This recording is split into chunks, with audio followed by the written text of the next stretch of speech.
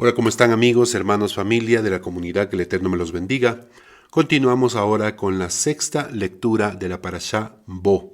Estamos en el libro de Éxodo, capítulo 12, verso 29 hasta el verso 51.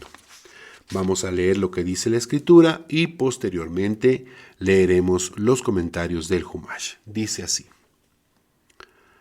Fue a la medianoche que Hashem golpeó a cada primogénito en la tierra de Egipto, desde el primogénito del faraón, que estaba sentado en su trono, hasta el primogénito del cautivo, que estaba en el calabozo, y cada primogénito de animal. Y se levantó el faraón en medio de esa noche, él y todos sus sirvientes y todo Egipto, y hubo un gran clamor en Egipto, pues no había casa en la que no hubiera un cadáver. Llamó a Moshe y a Aarón de noche y dijo, levántense, váyanse de mi pueblo, incluso ustedes, incluso los hijos de Israel, vayan y sirvan a Hashem tal como han hablado. Incluso sus ovejas e incluso su ganado vacuno tomen, tal como han hablado, y váyanse, y bendíganme también. E insistió Egipto fuertemente sobre el pueblo para enviarlos deprisa fuera de la tierra, pues dijeron, todos nos estamos muriendo. Tomó el pueblo su masa antes de que leudara, y sus sobrantes atados a sus vestimentas, sobre los hombros, y los hijos de Israel cumplieron con la palabra de Moshe, pidieron a los egipcios utensilios de plata, utensilios de oro y vestimentas. Hashem hizo que el pueblo hallara gracia ante los ojos de los egipcios, y ellos les concedieron lo que habían pedido, y vaciaron a Egipto. Y viajaron los hijos de Israel desde Ramsés hasta Sucot, alrededor de 600,000 hombres a pie, además de los niños. También una multitud heterogénea subió con ellos, y rebaños y ganado vacuno, muchísimo ganado. Hornearon la masa que sacaron de Egipto, formando tortas ácimas, pues no leudó porque fueron expulsados de Egipto, ya que no podían demorarse, ni tampoco provisiones se habían preparado. La estadía de los hijos de Israel durante la cual habitaron en Egipto fue de 430 años, y al cabo de 430 años, ese mismo día, se marcharon todas las legiones de Hashem de la tierra de Egipto. Una noche de vigilia fue para Hashem, para sacarlos de la tierra de Egipto. Esta fue la noche para Hashem, una protección para todos los hijos de Israel por sus generaciones. Y dijo Hashem a Moshe y a Aarón, este es el decreto de la ofrenda de Pesaj. Ninguna persona foránea comerá de ella. A todo esclavo de un hombre que fue comprado con dinero, lo circuncidarás, entonces podrá comer de ella. El residente y el trabajador contratado no pueden comerla. En una casa será consumida, no sacarás de la casa nada de la carne hacia afuera, y no quebrarán ningún hueso de ésta. Toda la asamblea de Israel la realizará. Cuando resida contigo un prosélito, hará la ofrenda de Pesaj para Hashem. Será circuncidado cada uno de sus varones, y entonces podrá acercarse a realizarla, y será entonces como el nativo de la tierra. Ningún varón incircunciso podrá comer de ella. Una misma ley habrá para el nativo y el prosélito que vive entre ustedes. Hicieron todos los hijos de Israel tal como había ordenado Hashem a Moshe y a Aarón. Así lo hicieron. Sucedió ese mismo día, sacó Hashem a los hijos de Israel de la tierra de Egipto, según sus legiones. Hasta aquí la sexta lectura, y vamos a ver lo que dicen los comentarios del Humash. Dice así, el faraón capitula, es decir, se rinde, ¿no? Dice el comentario al verso 31. La arrogante y desafiante postura del faraón se había derrumbado por completo. No solo estaba ansioso de que el pueblo se fuera cuanto antes de Egipto, sino que se había retractado de todas sus condiciones y reservas. Ya no insistió en que los niños se quedaran en Egipto, ya no se obstinó en que el ganado se quedara en Egipto. Ahora instó a Moshe y a Aarón a que hicieran lo que les parecía, así es como dice, tal como han hablado, siempre y cuando se fueran del país. El faraón fue corriendo frenéticamente por las calles buscando a Moshe y a Aarón.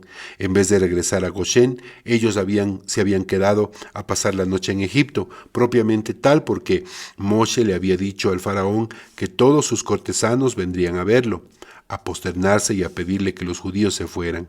Entonces Moshe envió ángeles a Goshen a decirles a los judíos que se reunieran en Ramsés a la mañana siguiente para emprender el éxodo.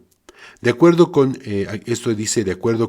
la Megiltá, cuando los egipcios insistieron en que los judíos debían partir inmediatamente, Moshe reaccionó diciendo: ¿acaso somos ladrones que tenemos que fugarnos de noche?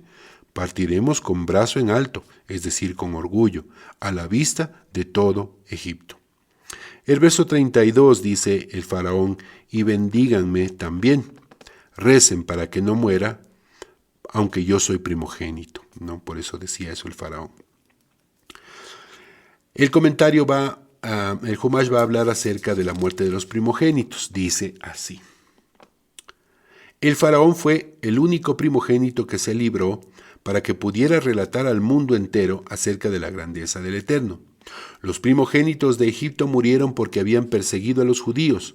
Los primogénitos de los cautivos murieron porque habían gozado con el sufrimiento de aquellos o para que no pudieran afirmar que sus ídolos los habían protegido. La plaga atacó no solo a aquellos cuya primogenitura era reconocida, sino también a los hijos mayores de los hombres que convivían con mujeres en forma extramatrimonial. En un país tan pecaminoso como Egipto, esto significaba que una mujer podía tener muchos primogénitos, cuya paternidad solo Dios conocía. Además, si en una casa no había ningún primogénito, entonces moría el mayor de la familia.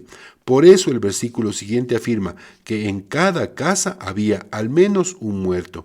Y también es por eso que los egipcios podían pensar que estaban muriendo todos. Sin embargo, en el sentido más simple del versículo, murieron únicamente los primogénitos de madre. Siendo así, el hecho de que los egipcios dijeran que en cada casa había un cadáver denotaba el estado de pánico que invadió a la nación como un todo, pero no debía tomarse en sentido literal. Continúa el comentario al verso 40 y dice así: la duración del exilio egipcio. Si bien el versículo menciona que la estadía de Israel en Egipto duró 430 años, resulta claramente imposible que la nación hubiera permanecido en Egipto durante tanto tiempo, pues los años de la vida de Kehat, quien llegó con Jacob y su hijo Amram, suman solamente 270 años, y Moshe, el hijo de Amram, tenía 80 años al momento del éxodo. Más bien la tradición rabínica, tal como la cita Rashi, es la siguiente. El pacto entre las partes, es decir, lo que está en Bereshit o el libro de Génesis, capítulo 15, versos 7 al 21, tuvo lugar 430 años antes del éxodo y ese es el lapso de tiempo mencionado en nuestro versículo. En ese momento, Dios le anunció a Abraham que sus descendientes sufrirían 400 años de exilio, persecuciones y esclavitud, pero no necesariamente todos esos padecimientos al mismo tiempo. Esos 400 años se iniciaron con el nacimiento de Isaac, ya que la profecía se refería a la descendencia de Abraham. Así dice Bereshit 15:13.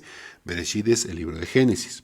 Por lo tanto, el éxodo estuvo perfectamente calibrado para ajustarse a la profecía transmitida a Abraham, ya que Isaac nació el 15 de Nisán y exactamente 400 años más tarde, justo al vencerse, por eso el texto dice al cabo de exactamente el periodo de prescripto, los judíos fueron liberados. El tiempo que efectivamente estuvieron en Egipto fue de 210 años, así comenta Rashi.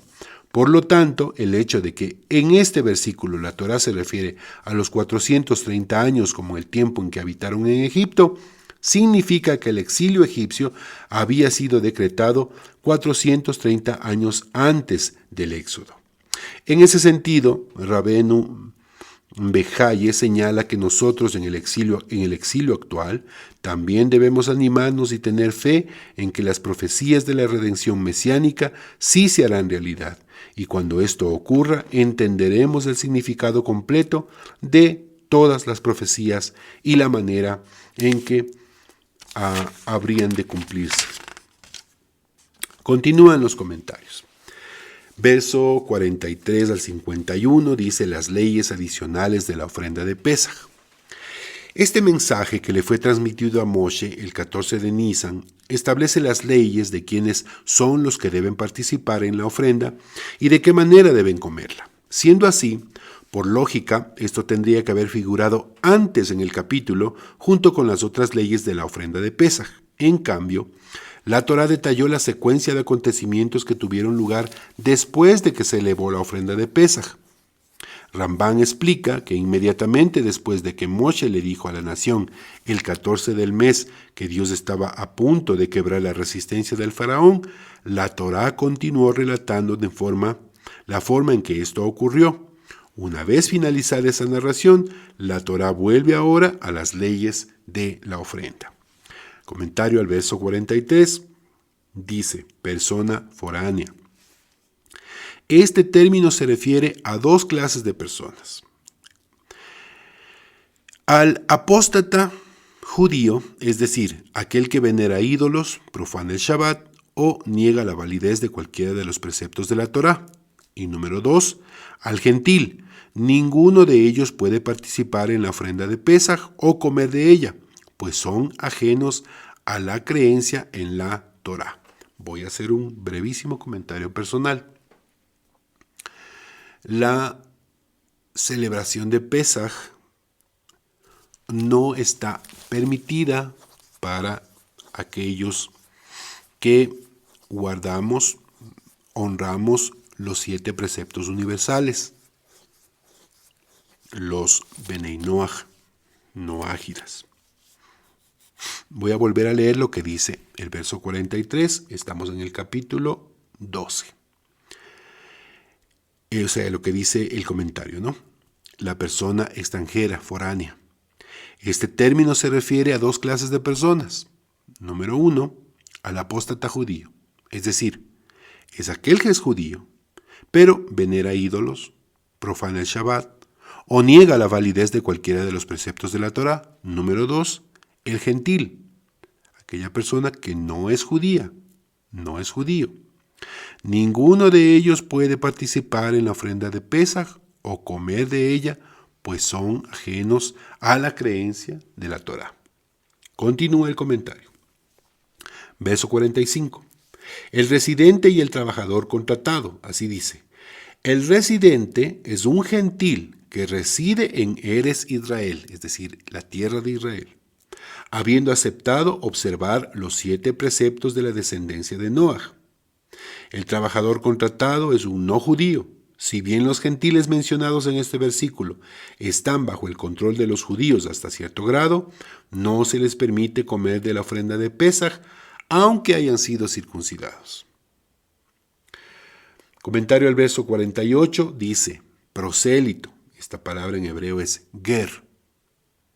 Esta es una de las muchas instancias en que la Torá exige que los prosélitos, y por aquí yo había preparado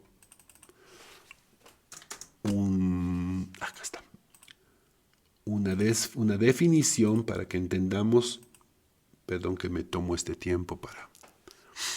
La fuente es el diccionario bíblico Mundo Hispano. ¿A quién se le llama prosélito? Se le llamaba así a un gentil convertido al judaísmo. Prosélito es un gentil convertido al judaísmo. No es que, perdón que me tomo este tiempo para hablar de esto. No es que usted puede decir, me gusta mucho la celebración de Pesaj, Sukkot,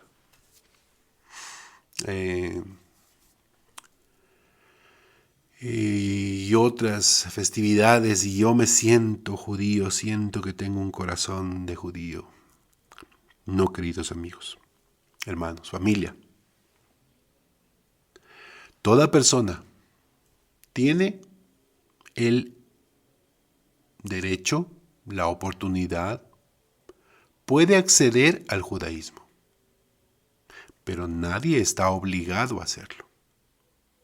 No por el hecho de circuncidarse los hombres ya pueden considerarse judíos. Hay un proceso legal establecido, legislado, para quienes desean convertirse al judaísmo. A eso se le llama prosélitos. Cuando aquí la Torá está hablando de esto, dice el comentario del Humash: esta es una de las muchas instancias en que la Torá exige que los prosélitos sean tratados como iguales respecto a los demás judíos, es decir, que ya se han convertido al judaísmo. Si bien sus antepasados no salieron de Egipto, ellos se transformaron en auténticos judíos siempre y cuando se circunciden y les practiquen la circuncisión a sus hijos, traen la ofrenda con todos sus correligionarios. Es decir, que si una persona no se ha convertido legal y perfectamente establecida su conversión, no se puede considerar judío y no puede participar de Pesaj.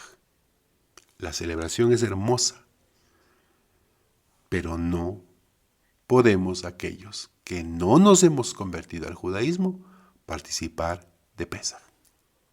Hay otras celebraciones judías a las que estamos permitidos de participar.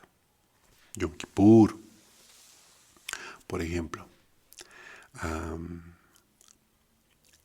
Rosh Hashanah.